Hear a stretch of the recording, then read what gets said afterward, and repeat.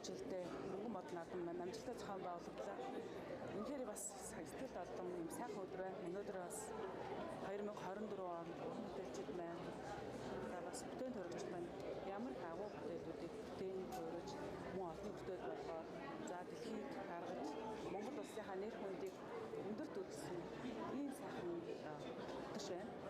Өнөөдрийн бүх одоо шаналт нэр дэвшигчд болон өнөөдөр шилдэг болсон хүмүүс маань хамгийн мундаг юм байлаа.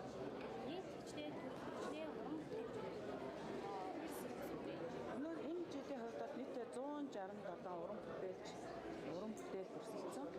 Энэ бол үндсэндээ бид нар удирдамжаар маш шалгуур өндөр тавьж өгдөг.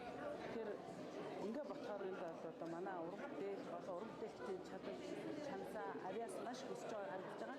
167 уран бүтээлчээс одоо тэндээсээ шалгуулаад бүгд шийдвэрээр шилдэг одоо төрөл бүр дээр 25 төрөл бүр дээр шилдэг 3 одоо уран бүтээлчид нэр дэвшсэн. Түүнээс одоо 25 номинацид уран бүтээлчид маань шагнал явсан. Шагнал хүртлээ. бүтээлчдийг ямар шалтгаанаар явуулдаг? Одоо 3 бүтээлүүд өсөж байгаа шүү дээ. Энээс өмнө яг одоо нэг бүтээлч юу 10 20 бүтээл гэдэг ингээд шүү дээ.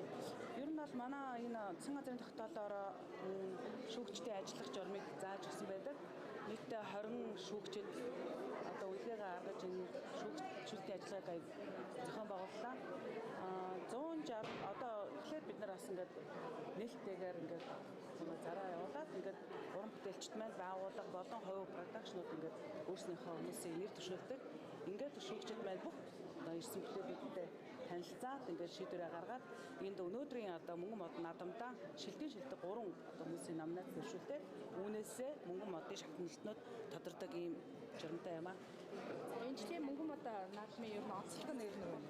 Энэ жилийн мөнгөн наадмын онцлог бол Монгол урлыг дэлхийн тайзнаа гэсэн ийм одоо агуулгын уран мөнгөн мод наадмын зохион байгуулагддаг. Энэ жил ч гэсэн бас яг энэ агуулгын уран зохион байгуулагдлаа.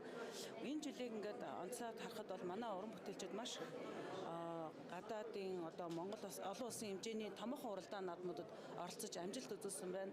Тэрнийхээ үр ачаар ч гэсэн одоо Монгол улсыг дэлхийд зөрчлөх ажлыг энэ хүмүүс маань бас хийж чадж байгаагаар маш онцлог байна. За яг энэ уран бүтээлчид маань өнөөдөр тодорж байгаа та бүхэн ирсэн баха.